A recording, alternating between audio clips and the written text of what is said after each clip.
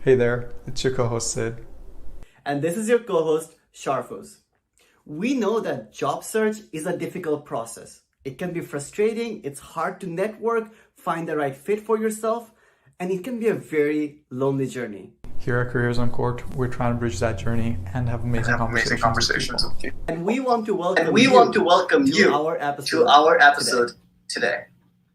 Hey, Shafuz, Sid. how's it going? It's good. It's good. Happy Tuesday, I guess. I forget what time of the week it is. Honestly, at some points. But yeah, I'm doing well. Like it's all nice weather in Boston. How about yourself? Where in the world are you at? This week I'm tuning in from Denver, Colorado. Okay, cool. The weather here Tennessee. has been crazy. I've been here for a week. The first time it was snowing, then it got really hot, and today it's raining. So I'm experiencing all kinds of weather here. Hey, life is all about the experiences. So you're doing well. And speaking of experiences, we have one of our really amazing guests today, which we had the privilege of getting to know from one of our previous guests. Hashtag Testani Joe or Joe Testani. Yeah, do you want to just give a little brief intro about our guest today, Sid, just to kick it off before we bring her to the stage? Yeah, most definitely. So Handshake, personally, I bet a lot of you have seen my post on LinkedIn and sort of decided to come to this live stream. But I've personally experienced Handshake for being able to secure my first job out of college, working at the Green Center, where, as Shifu said, Joe Tastani is the director there. I was managing Handshake in the back end as well. So I got to know the platform very internally, which was a great experience for me when I came about to like applying for jobs. And I've seen the platform develop, and it's been an amazing sort of opportunity because there hasn't been like a specific place for students to go when they're looking for jobs.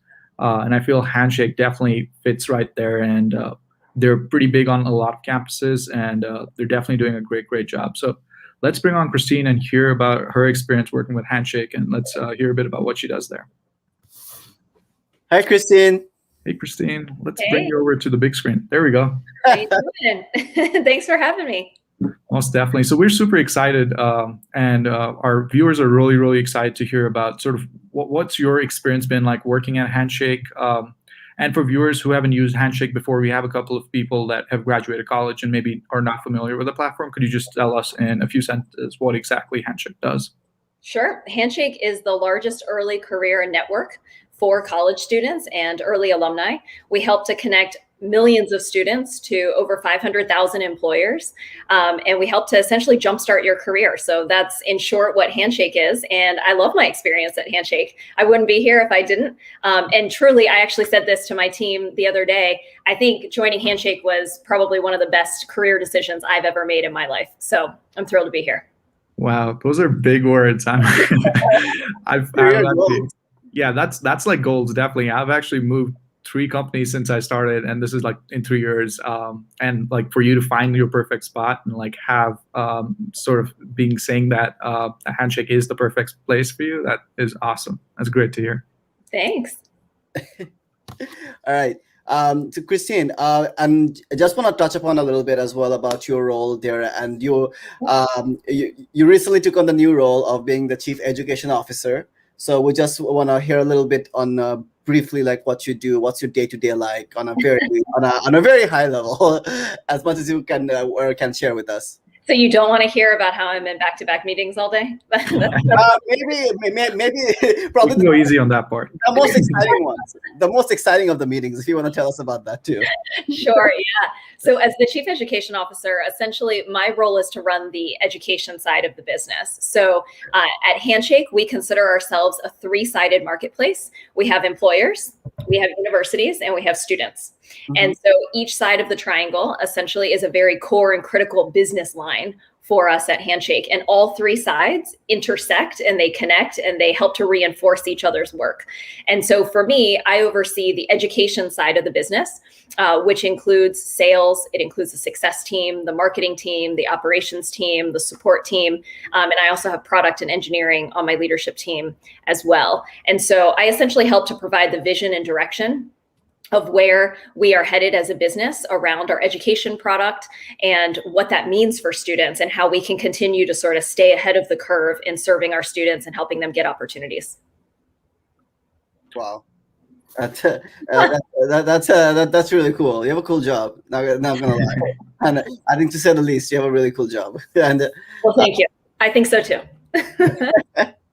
I think the really interesting part about that is being able to impact people's lives and being able to see it for yourself. I think that's literally the most exciting part about why we even started Careers Uncorked, is to be able to see that impact in people's lives. And I think Handshake does that so well, because you guys are providing resources from like start to finish and trying to cater to this huge audience of students who may not have the right resources. And you can see that to completion because they apply through Handshake. And then when they get a job, it's like, we know exactly what happened. So that's really exciting.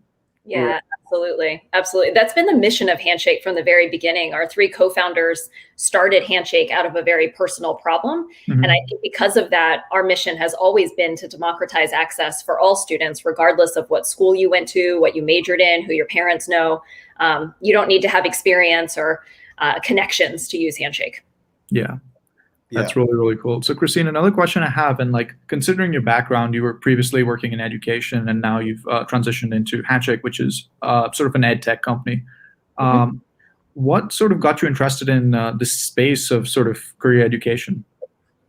Honestly, I think I've just always been interested in transition points in people's lives. So I originally was really interested in orientation and working with students in orientation because it was that transition from high school to college. And what was that going to be like? How would students make the most of that transition? How would they be able to be successful while they were in college? And then I had a chance to sort of get introduced to career services. And I realized that I really enjoyed working with students at that transition point too, from college to career. Everybody remembers your first job, right? Everybody remembers that first experience. And to be able to have a hand and a role in helping students to think through that and to make sense of all of this information that's sort of coming at them, that's pretty special. And it's definitely one way that I get a chance to make an impact and make a difference. So that's part of the reason why I've sort of drawn to it. That is great. That's great that you sort of defined your sort of vision of where you wanted to see yourself work, and you are basically there at this point. You've explored the various sub-industries within it. You've been at universities and now at tech. This is awesome. So Shafuz, on to you. I know you have some questions about career education. Yeah, absolutely. And Christine, just hats off for just your whole passion of just working to help students. I thought like students would in general be annoying who don't know what they're doing. So thanks for like patiently like helping this whole bunch through. And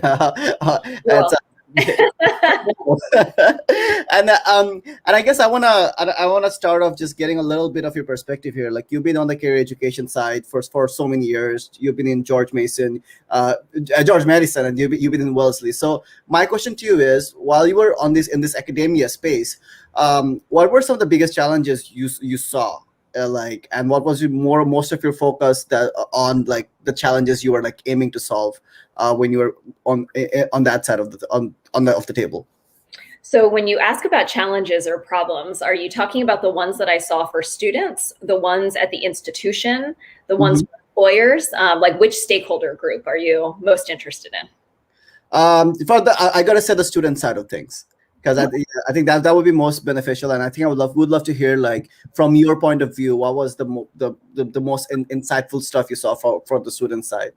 Yeah, I think for me at all of the different institutions, the biggest issue, the biggest problem we were always trying to solve was how do we help our students find meaningful employment? How do we help them move forward after graduation? It was different depending on the different institutions I was working on, what students were focused on, what their goals were. I'll give you an example. When I was at George Mason, our average student age was 26. More than 50% of our student population had to work either full-time or part-time to pay their way through school. Many of them were supporting their families, right? And so the feeling, the pressure of making sure that we were really helping our students find employment, find work, so that they could actually pay their bills, that was palpable. That was real, right? That was like an everyday problem that was sort of in our face, that we needed to make sure we were doing absolutely everything we could to help them along that journey. I think when you break that down across the different segments of students, you have some students who know exactly what they want, and it's a matter of connecting them to those opportunities or to those employers.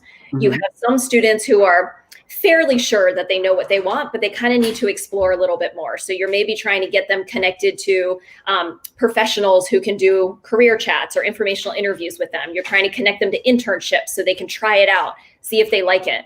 But then you also have another group of students, and I'm sure some who are listening tonight, who have no idea what they want to do. They don't know. Yeah.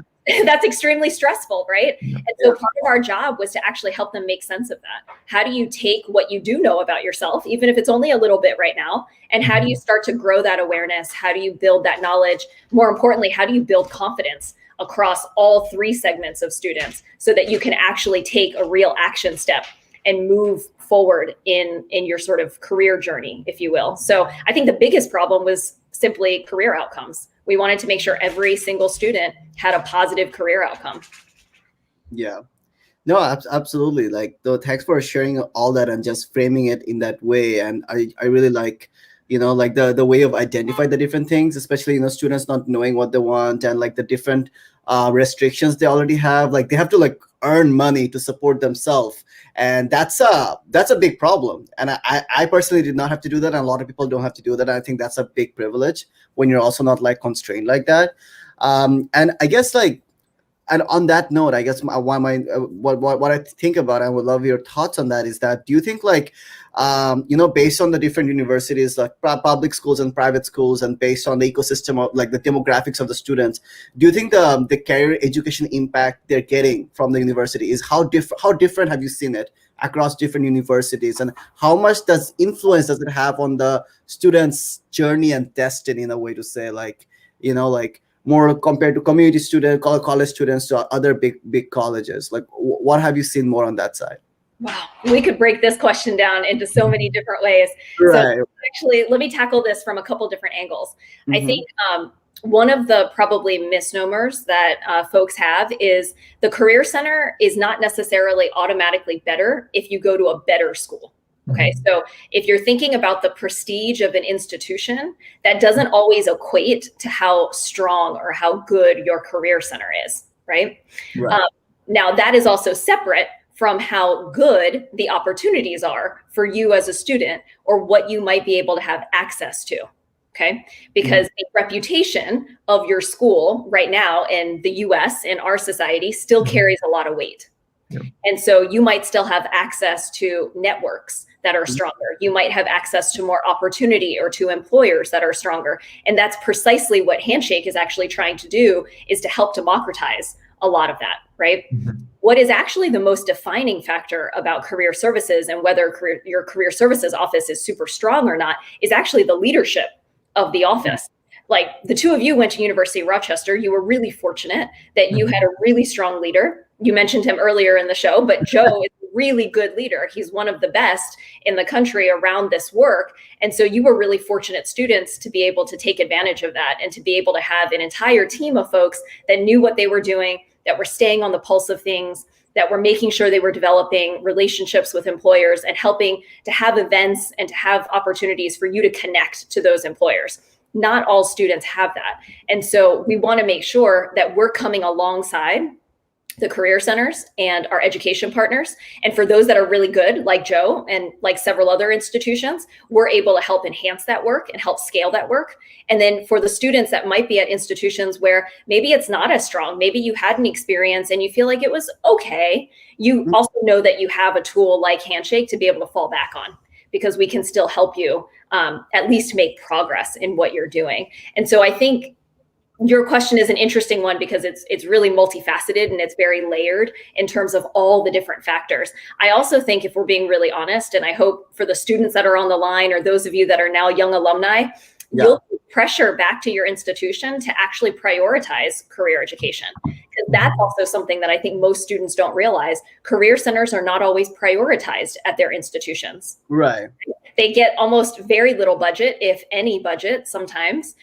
They don't have a seat at the table at the most senior levels, right? And so as alums, you actually have a lot of influence in being able to go back to your institution and say, this is really important. This is where some of the money and the funding and the budget for the institution should actually go. And so I encourage you all to do that too, because your career centers at whatever institutions you go to could also get 10 times better if the institution actually chose to prioritize it. That's really interesting. I think you brought up a really good point about like, it's not just about the university prestige, but it's also about how the career center functions and sort of the leadership around that, which is very important. That means you could go to a non-prestigious school and still have great opportunities if the career center is operating the way it ideally should, right? Yeah, absolutely. And I actually think some of the schools that are not as prestigious, their career centers are the scrappiest, right? Because they have to be, because they want to make sure that they're positioning their students. They're the ones that are sometimes the most creative and the most willing to take risks. I think you can learn a lot from those around you. Definitely. It's very well said. Yeah. No, absolutely. I think that's super insightful. I think the next thing I definitely want to ask you is that so we get like a lot of, and I want to take it to a little bit of on the student's perspective and what you think of that, like more on from your years in career education, as also like just being in Handshake itself. So a lot of the big decision we students have to make is, okay, like your coursework and your practical experiences, and a lot of that could again differ from university to university, the classes you're taking and the internships and the opportunities you're getting or other extracurriculars. So my question is like, what's your perspective on like how much that is valued? And like if there is like a trade-off between the coursework, the academic performances, and the skills you're getting off your classes, how do you look into that when it comes to being more competitive in the employment, like just try to get a job, like get your first job, if anything, which Handshake does a good job of making happen, right? So what's your take on that? I actually think you have to look at it holistically. So based on whatever industry you want to go into or whatever job role or job function you're really interested in, I would encourage you as a student to look at a ton of different job descriptions and start jotting down what are sort of the key skills that they're looking for those areas. And then work backwards. Go back to your classes and figure out, am I gaining these skills primarily in my classes or the classes that I have coming up? Or am I actually gaining them from outside extracurricular, co-curricular activities, right? And so then you can actually develop sort of essentially a portfolio approach to how you're actually building up that skill set.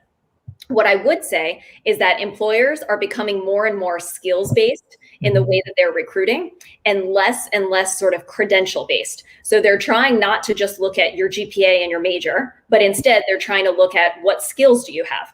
Now, do they care where that skill came from? Whether it came from a class or it came from a co-curricular activity? Not always.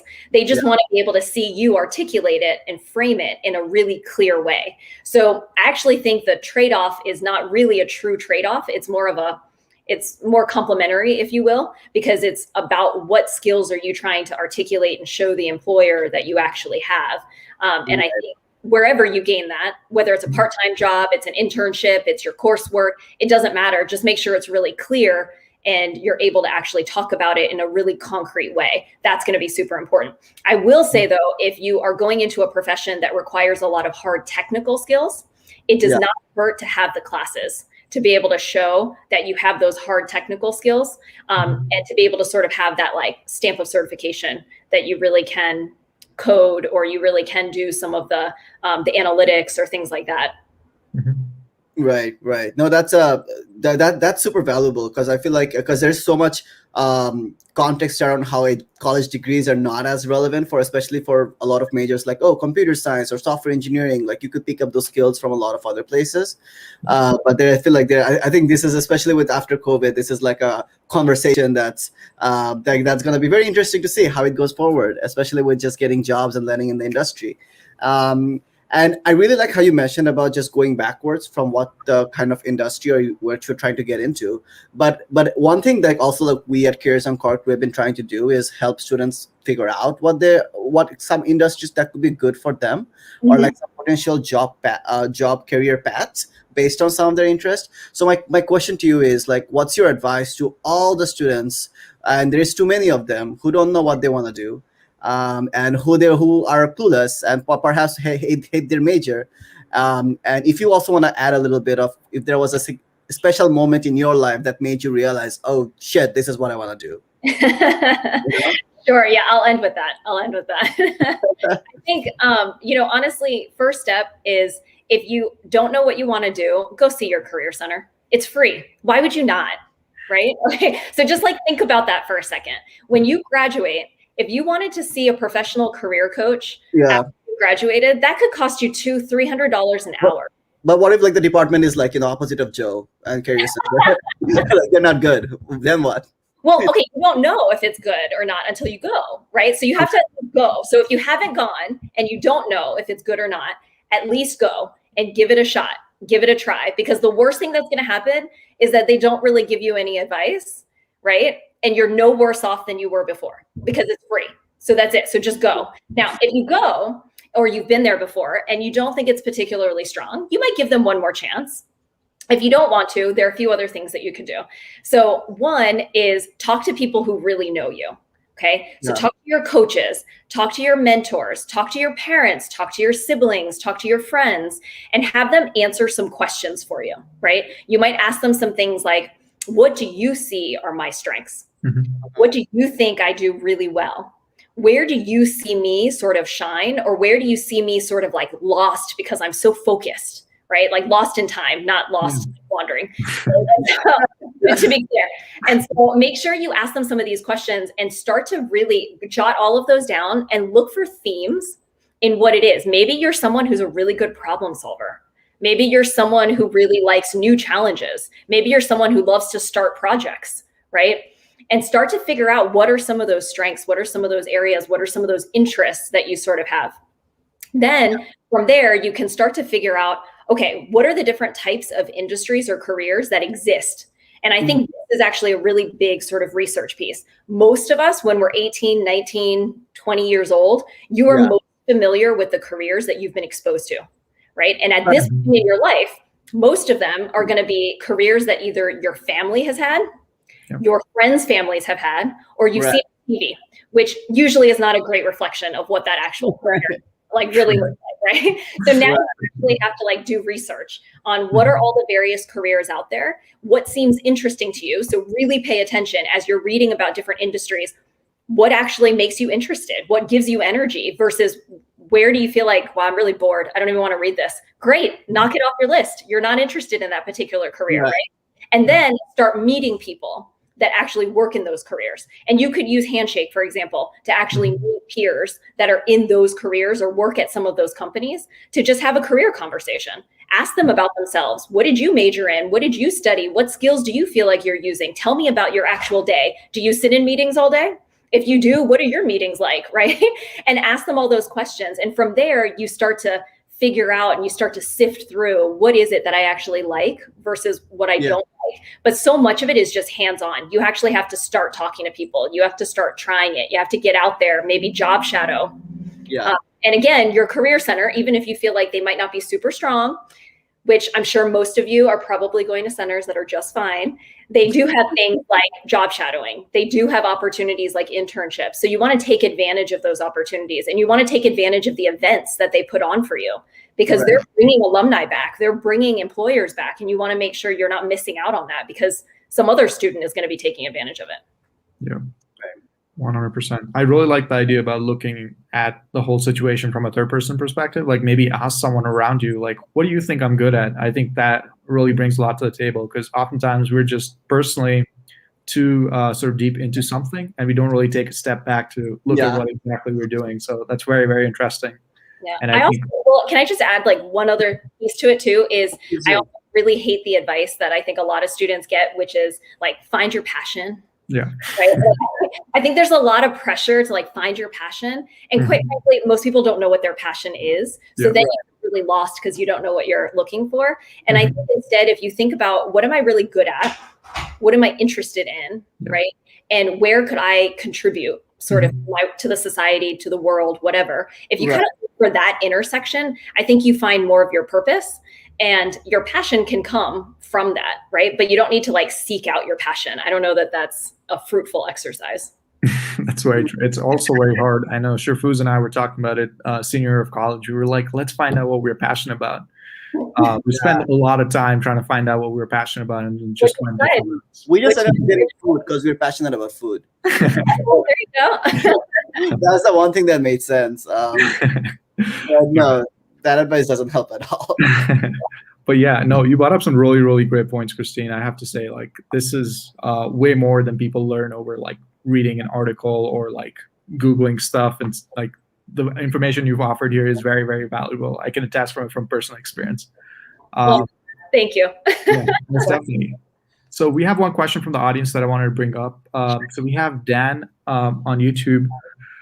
So I think the question is around which sites like Coursera and MOOC, which I believe is a mass online course platform.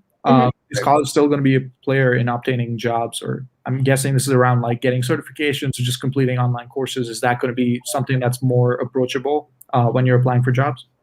Yeah, I think college is always going to be around, but I do think things are going to shift and change. So I think the definition of education is getting broader. And it's becoming more flexible.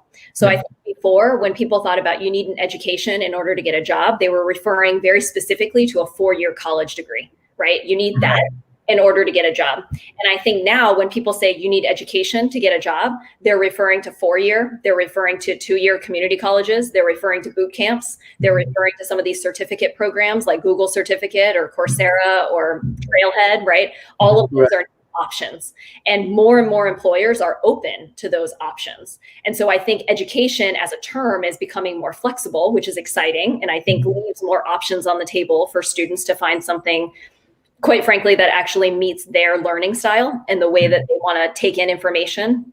I do think that when it comes to traditional 4-year education, I think we're going to see a pretty big shift in sort of a bifurcation of the most top tier institutions and then kind of everybody else. I think the top 100, 200 schools for sure, you're going to see very little difference. I think they're able to still kind of coast along. They'll make changes, but I don't know that you're going to see like significant changes. I think when you look at sort of the bottom tier of school or the long tail of schools, that's where you're going to see more sort of innovation come from. You're going to see more creativity because they're going to need to in order to survive. And so I think that's where you're going to see more of the ebb and flow of what is sort of valuable. But I don't think traditional school or education is necessarily going away. I think it's just evolving. Gotcha. That's really interesting. Thanks so much for that question, Dan. And just to build off this is out of personal curiosity. Considering the medium of the courses taught on like a website like Coursera, and considering that majority of colleges at this point are focusing on online courses, there isn't too much of a structural difference in the curriculum.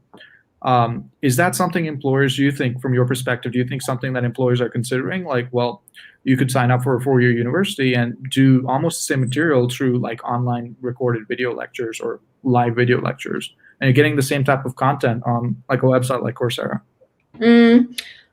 Again, I think this one's an interesting question because I think there are actually some layers to it. So I think while the format may all be virtual, I think the quality of the classes actually do differ quite a bit, right? So if you look at, let's use Western Governors University as an example. So for those of you that might be familiar, Western Governors University is an online university, and they were an online university before COVID hit, right? And then you take a regular sort of traditional, think of your traditional 4-year institution that this past year suddenly had to put everything online. All of the teachers suddenly had to teach online. I guarantee you, if you were to take 2 of the same courses from those 2 institutions, you would see a difference, right? And so the quality is likely to be a lot higher for an institution that was already sort of trained in that, had hired faculty that were trained in that, probably used instructional designers. They probably had a better format. They probably found ways to engage you as students in a more interactive way, right? Which all of that adds to your learning as a student. And it adds to your engagement and how much you're able to retain in terms of information. So I think that is a very real reality that employers are aware of. And I think they do pay attention to a Southern New Hampshire University online class or a WGU online class or an Arizona State online class is probably going to be different than just any old online class. They also know that courses like Coursera, edX, things like that have been specifically designed to be online and for the most part, are probably going to be a fairly good caliber, of course. But even within that, many employers know, oh, this is the class that you probably want to take if it's within their domain expertise. I was actually just talking to our chief technology officer at Handshake earlier today. We had a meeting, and he was saying, if I was hiring somebody that really wanted to go into AI or machine learning, I would tell them they need to take this specific class on Coursera by this faculty member. It's the best one out there. It's best in class. If they take that and they can pass it, I know they can probably do the work. Right. And so I think employers are more keenly aware of which ones are the really good quality classes.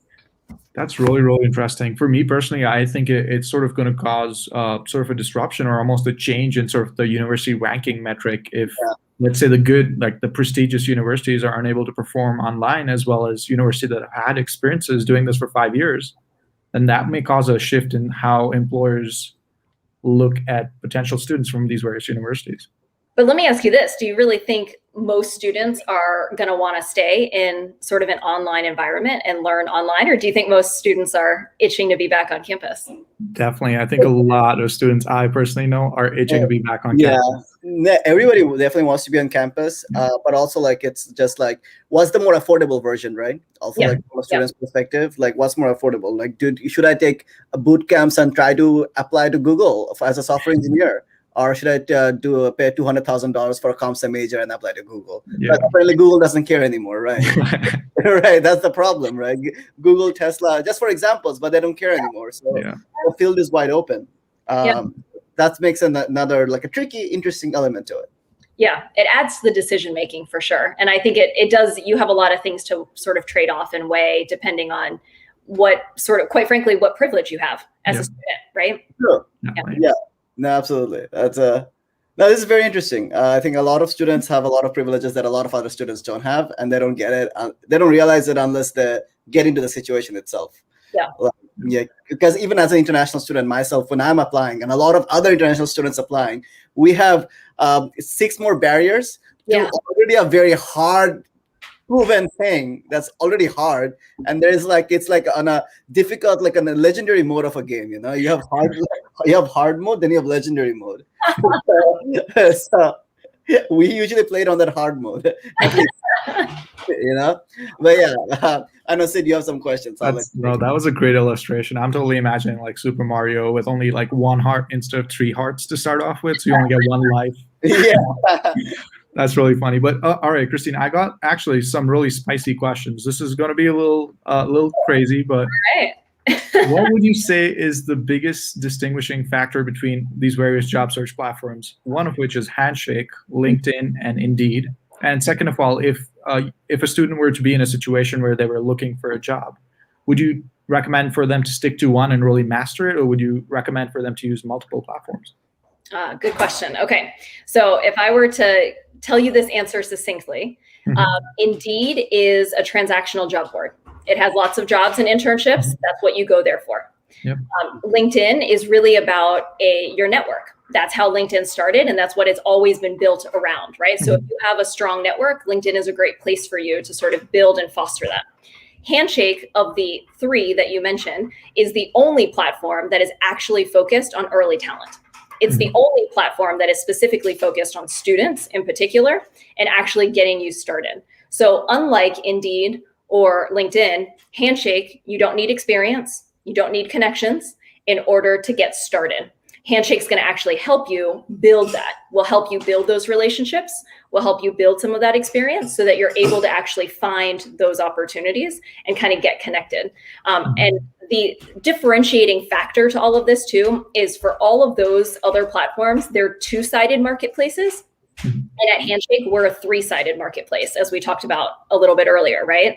And so that is actually a differentiating factor because as a student, you also have connection to more resource than you do when you're using those other platforms. If you come to Handshake and you're talking to a peer, let's say you go to University of Rochester, but you're talking to a peer at UCLA, and you realize, wow, that sounded really interesting. I really liked what she was telling me. I think I'm really interested in exploring that a little bit more, but I feel like I need to talk to somebody to make sense of it. It's really simple for you to then just click, make an appointment with your career center at your school. You have an appointment. You could do that. You could attend their virtual fair, which is right there on Handshake's website, right there on the platform. Yeah. Everything is kind of housed right there for you so that you can start to make sense of your world and where you want to go to next. Gotcha. No, that makes a lot of sense. So another question, sort of, it's almost like a follow-up question. It's sort of, what do you think Handshake does? Like, what would you say is the best thing that Handshake does to empower students with job applications per se? Mm-hmm. I think we make the process more human. Quite frankly, I think that's actually one of the things that makes me most proud about working at Handshake is we're a tech company, but we're not trying to replace human relationships. We're actually trying to create them at scale.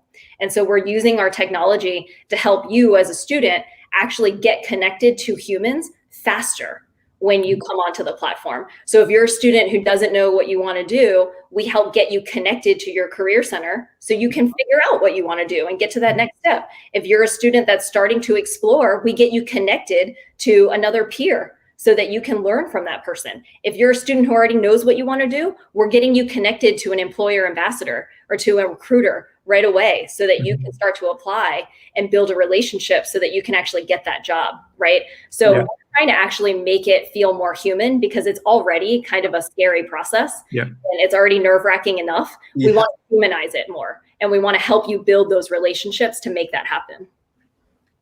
Definitely. That's really interesting. You sort of touched upon my next question a little bit, which is sort of tying back to Careers Uncorked mission. We're trying to provide opportunity to people who are sort of coming from a different background that haven't been as privileged to have the opportunity to have, let's say, family in like a professional work environment that maybe international students, first generation college students, right? People who do not really have that experience of like, oh, well, this is what a good resume looks like, or this is how I apply to a job. This is how I secure a referral. And you sort of covered a bunch of topics or a bunch of points within that topic when you were talking about sort of the human aspect. But is there anything in particular that Handshake is doing to sort of support, like, let's say, international students or first generation college students using the platform itself?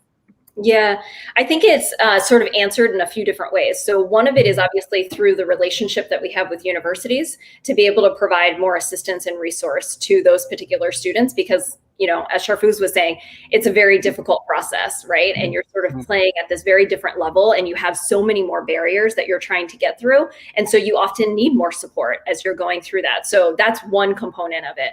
I think the other component is because our mission has always been to democratize opportunity, when we're thinking about first-gen students, undocumented students, underrepresented students, right, we're always looking for ways in which employers are also able to diversify their applicant pool by being able to search for those things. So one of the things that we just launched last year was the ability for students to self-identify their gender. Or to write it in. Right. That actually allows employers to better segment, target, and campaign students when they have different opportunities that they're looking for. And one of the updates that we're actually looking to make within this year is self-reported ethnicity and race. So that, again, as students, if you wish to disclose some of that information, you can, right? And then same thing with international students. One of the things that we know is most annoying for an international student is that you think this opportunity that you're eligible for it, you apply, you spend the time working on your materials, you go through an interview process, and then you find out at the end, oh, you can't take me, right? And so we ask questions of the employer around whether or not they can sponsor and whether or not they can take OPT or CPT so that you actually know that as a student when you're applying, so you know your eligibility up front and you don't waste your time with that process if it's not going to work, right? And so I think it's like little things like that that we sort of build into the product or we build into how we function as a whole ecosystem and with our partners to make sure that underrepresented students of all kinds are essentially supported. Definitely. That's really great to hear. And I've actually been on Handshake recently, even after I graduated. I was checking out the platform and I did notice a couple of things that were different. One was that sort of international aspect of there's job sponsors, and then there was also communities, which is very interesting. It was a place where you could post questions, ask other people to sort of come and collaborate. So really interesting things that Handshake's been working on for the past few years. One other question I did have from the audience that just came up. Sure. So Dan is asking another question on building Handshake, sort of the differentiation value there. what would you say makes students successful on Handshake, and how does success get measured? Ooh, good question. All right, so there's slightly two different ones. So let me take the first one, which is what makes students most successful in Handshake. I think first and foremost, it's students that are actually active on Handshake. Okay, so like any other platform, the more you use Handshake, the more it learns your preferences, right? Mm-hmm. And it learns what you like, and then you get better recommendations. You get better job digests, right? Mm-hmm. And so when you go on Handshake, use it regularly, and it will start to pick up your behavior of what you're looking at. What do you apply to? Things like that. And that search relevancy and recommendation engine is going to get 10 times stronger in the next 2 to 3 years, especially, I would say even probably in the next year. Our chief technology officer that I was just mentioning earlier, he actually was sort of like the head search person for Amazon, Google, and LinkedIn. And he now works with us. So I have all the confidence in the world that our relevancy and our search and recommendation is going to get super, super strong. So that's one piece is, as a student, you actually have to use it and use it regularly. The second piece is you have to fill out your profile. That's super, super important. So a student who completes their Handshake profile is 80% more likely to get a message from an employer. So we have a lot of employers that are using Handshake to proactively recruit students and to actually reach out to them. But they do it based on keyword searches, right? And they do it based on the filters that are on your profile. So make sure you actually go in and you indicate what geographic locations are you willing to go to? What job role functions are you most interested in? What job type do you want, an internship or a job? Fill out your experiences and make sure you actually go in and update it. The more you do, the more you're going to have opportunities that are also coming your way. And then lastly, I would say the students that are also most successful are those that are really savvy about how they respond to employers. So Sid, I imagine if you went back on Handshake, you updated your profile, you would probably start getting messages like tomorrow. Okay. And as you do that, you have to start to decide, okay, well, I'm not interested in like all of these jobs. Yeah. So which ones am I interested in? And how am I going to respond to some of these employers? Like, don't burn bridges. This is a great place and a great opportunity to actually start to build that relationship.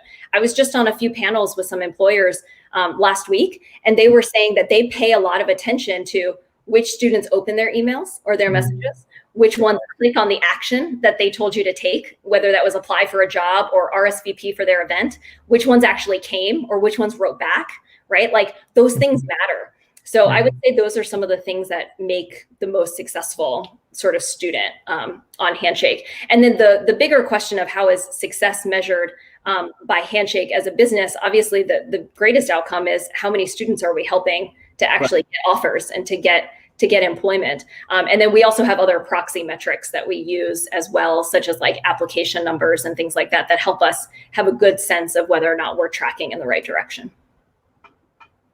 Wow. That's awesome. Thanks so much for that answer, Christine, and thanks for the question, Dan. We hope Christine was able to answer that. Yeah. And no, that was really cool. And Christine, I guess one question that came up in my mind, and I would love to get your thoughts on, is that, so Handshake model, and I guess, and like Handshake is more of a B2B kind of a company in a way, like it's directly working with universities, and that's how students are getting the access to Handshake. So how is Handshake like sort of still working with students, or if they are with universities that are not partnering with Handshake? I believe a lot of colleges might not have like maybe the financial budget or other things. So what does that look like on your end? Sure. So we are B2B, but actually we're also B2C. And that's actually one of the interesting pieces about sort of our business and how we work, is that we're a direct-to-consumer business that also sits within a B2B business, right? And so that adds complexity to the work that we do, but it also, I think, is really rewarding in how we work with students. So to answer your question directly, any student with a .edu address is able to sign up for Handshake. So if your school doesn't happen to use Handshake, and by the way, if you happen to go to a school and they tell you that budget is the issue, that is never the issue. We're always willing to work with a school to make sure that they're able to join. So that should never be a problem. We're always willing to work with a school to make it happen. But if you are at a school that has chosen not to have Handshake, you can still sign up using your .edu address. You can still get access to peers and to the Q&A that you were just talking about in the community. You can still get access to the jobs and internships as well. And so definitely encourage any students that might be on the line today that are not at Handshake schools to still use Handshake as well. Yeah. No, that's super helpful to know. I'm not sure how many students or people out there might know about it. Mm-hmm. I feel like I think LinkedIn has become more in the sense that networking and more of that brand in a way. So I think it's really helpful for students to know about Handshake just being more readily available and not just tied to their university. Yeah, definitely. And we want to make it, we're actually going to make it even easier in the next coming sort of year or so as we change some of our architecture. We want students to be able to use us after they graduate. And right. we make it really easy and simple for you to be able to log on and actually keep your profile, keep your account from when you were a student to when you're an alum to maybe you become an employer and you actually turn around and start recruiting other students. Right. We would love to make it super, super easy. That's really interesting. That's like a full cycle. It's like you get hired and then you hire other people through the same platform. That's really, really crazy. That's awesome. That's really, really cool. And Christian, and this is and this other question I just came to my mind and that I actually realized that I really wanted to ask you was that, and we were talking with Joe the other day as well about this new initiative with him, and one of the things that's really hard with application, I think there are two things. One, I think, well, two things among the 100 things. One being like job applying is a full-time job, and number two, it really hurts when you're like getting consistently rejected and like you have this whole string of rejections and when I say rejection, that includes the companies that got back to you with a rejection email. There are tons more that never responded to you. So I think that's a really big problem, and we have been hearing that from so many students, and it just motivation is like somewhere rock bottom or underneath there somewhere. What's Handshake doing in that aspect? Is this something on your radar, or what's your take on this? And what are you guys looking to do? Yeah, that's a really hard problem, to be honest. We've talked about it a lot, certainly. It's sort of the black hole syndrome, right? You feel like you apply and it kind of goes into this black hole and you don't really hear or know sort of what's happening. And I get that. I get that that's really difficult. I also get that if you put yourself in the shoes of an employer and you have 40,000 applicants for 2 positions, you're probably also not going to get back to all of the people that applied either, right? And so I say that in all sincerity because I think it's just really hard, regardless of what side of the equation you're on. And I think it's important as a job seeker, in my mind, it's really important to have the right mindset when you're going into sort of your job search process, right? Like it's sort of the same as dating. Like nobody wants to date someone who's desperate. Well, nobody wants to like hire someone who seems desperate either, right? Like that's not the person that you want to add to your team. And so making sure that you have a positive mindset going in and also sort of managing your own expectations. Know that it's going to be hard. Know that it's going to take a lot of time. Know that you are going to get a lot of rejection. Know that you're going to not hear back from a lot of people, right? And I actually think that real talk and making sure that you have people in your life that are also preparing you for that is equally as important as people encouraging you and telling you to do it. Because I think the more realistic you are when you go into the process, the more you can manage your own emotions as you go through it. And that's actually, I don't remember which author anymore. I want to give credit to Adam Grant, but it might be somebody else who talked about that's actually one of the huge differentiators and sort of indicators for whether or not someone is typically going to be successful in their job. Is how truthful, how candid, how honest was your employer when they hired you, right? People who actually go into a position when they know what the hard stuff is going to be and what the challenges are going to be are more likely to stay and work it out and get through those obstacles than the people who were sort of painted this really rosy picture. And then they hit their first obstacle in their job or their first difficult person that they have to deal with. And they're like, oh, I'm out. I'm not interested in trying, right? And I think it's sort of the same thing, even as early as the job search is like managing that and knowing that's a reality is going to be really, really helpful. As you move forward. Now, your question was, how is Handshake helping with all of that, and how are we thinking through that? I think part of it is up funnel. So we want to give students more access to opportunity, but we also want to give much better signal to both students as well as to employers about matches, right? So obviously as a student, we never want to take that away from you. Unlike a lot of other platforms, we don't want to make it so it's like, we're telling you what we think your best match is. What we want to do is we want to provide you with the right information and the right signal to say, hey, based on your interests or based on the qualifications you've put in your profile, seems like you might have a really good shot at this particular job. You should apply, right? Still totally your call. And you could still search the database for all the other jobs that might be interesting to you, and you could apply to those. At the same time, we need to add more signal for employers so that they can also get a better sense of which students might be a really good fit for them too.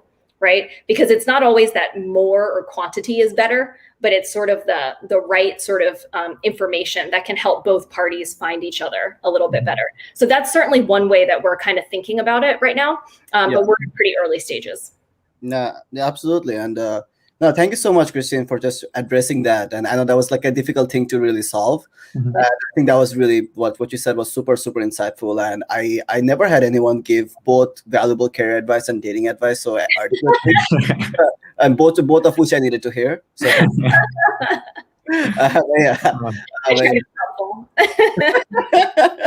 similar problems. Yeah. I had one follow-up question. I thought that example was great, but I just want to hear from, like, let's say a student perspective. If you're applying for a job that there's 40,000 other applicants and only 2 openings, what are some steps that you can take to actually even be considered for that role? Like, how do you differentiate yourself? If, like, should you reach out to them? Should, like the resume is going to go through the process, right? Like, they might stop at 500 resumes and be like, we found our. How do you improve your odds to even like get your resume reviewed at that point? Yeah, certainly. So one, let me be clear. I exaggerated. You're not typically going to have 40,000 resumes for 2 open positions. Don't worry. You're probably not going up against numbers quite like that. But for those really hard to get positions, I think there are a few things you should do.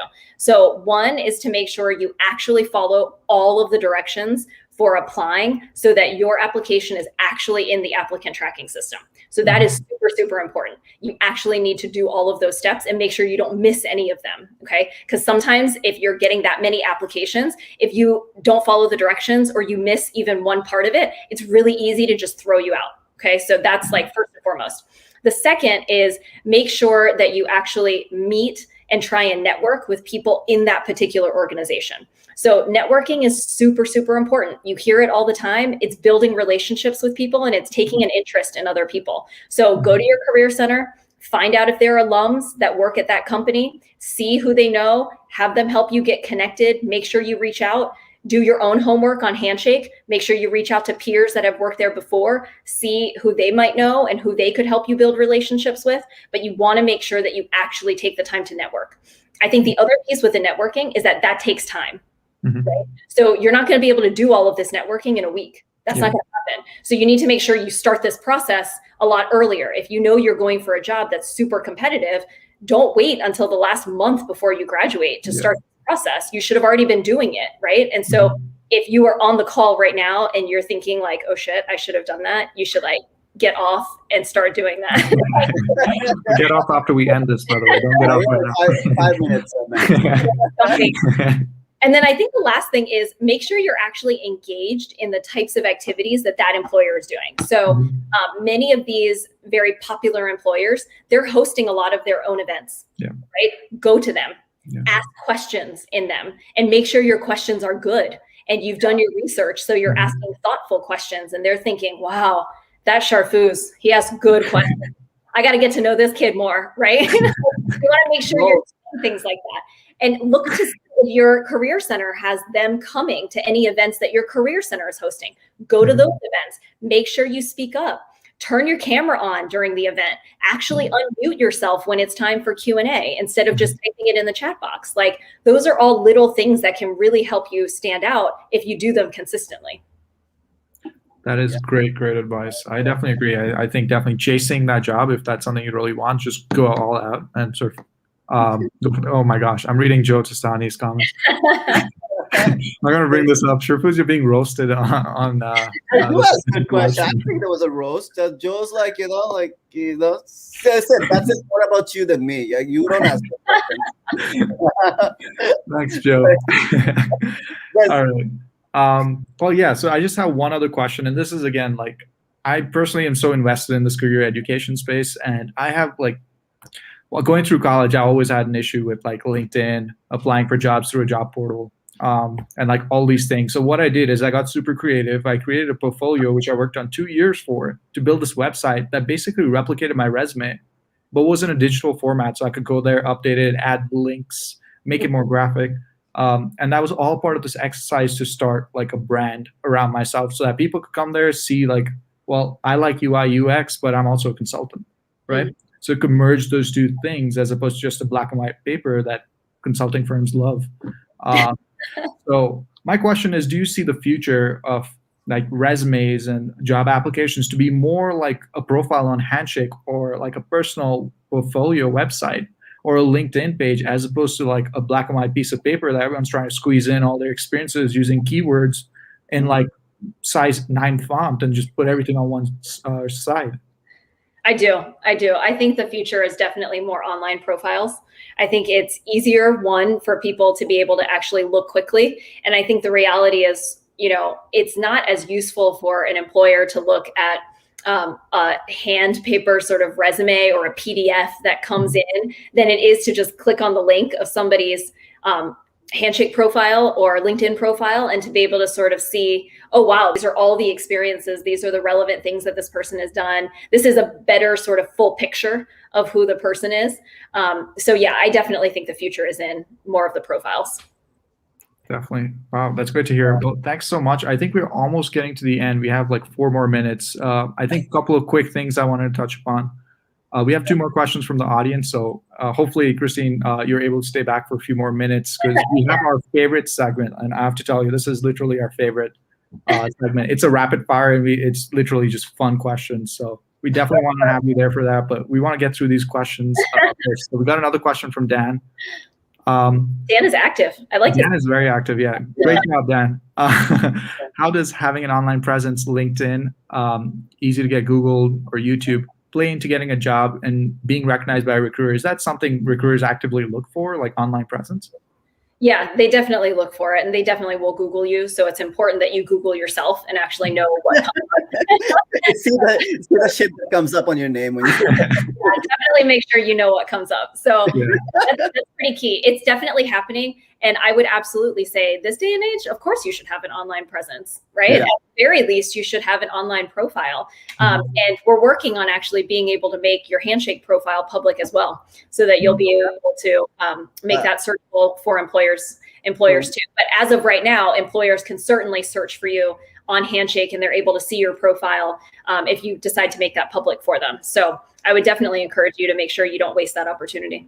So it's fair to say Handshake versus LinkedIn is definitely going to be something interesting. Sure.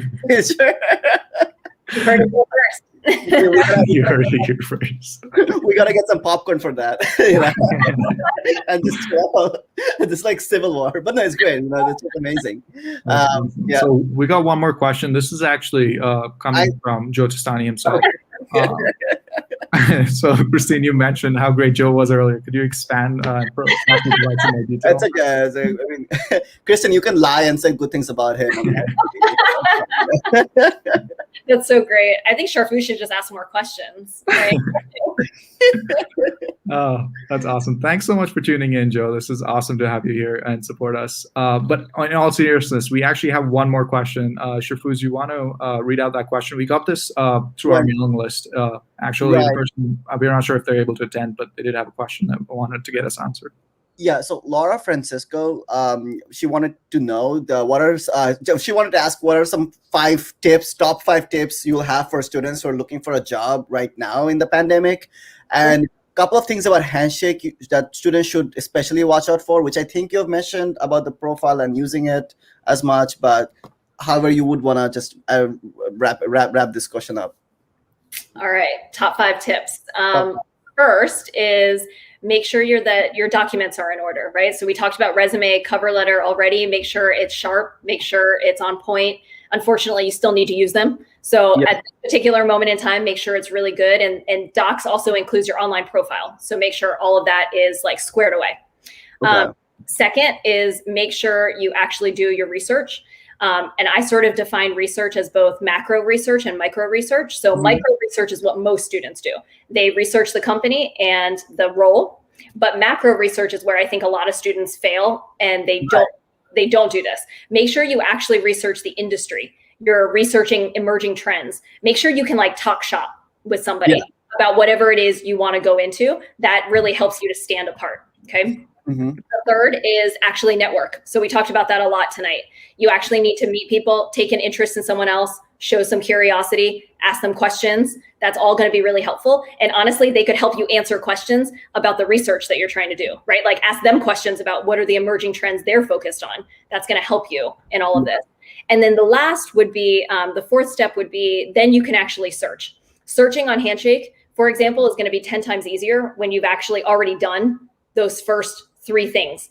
And unfortunately, most students make the mistake of doing like step 1, they do their resume, cover letter, online profile, and then they skip straight to step 4 and start applying. And quite frankly, that's another reason why you usually get sucked into this black hole and you don't hear from anyone, because you didn't do enough of the other 2 steps that I told you about. And then I think my last and fifth tip for you would really just be around the mindset. Like, I know it's a really tough time right now for the graduating class to be looking but the reality is you could choose to look at it that way, or you could choose to look at it as, I'm a graduating senior, or I'm a student right now that is more agile and more adaptable and more nimble than any of the class years before me. Right? You may have been forced into that position, but you're also getting more practice than anyone else. And that's going to serve you really well in your career. And so just know that you're grittier and that you're going to work harder. And I think that's a really big positive, and go in with that mindset. Yeah, absolutely. No, wear it with pride. That's so true. Really good question. And okay, I never know it at this point. We're giving Kristen so late, but you mentioned cover letter, you mentioned networking. If we have to prioritize, which ones should go more? Cover letter or networking?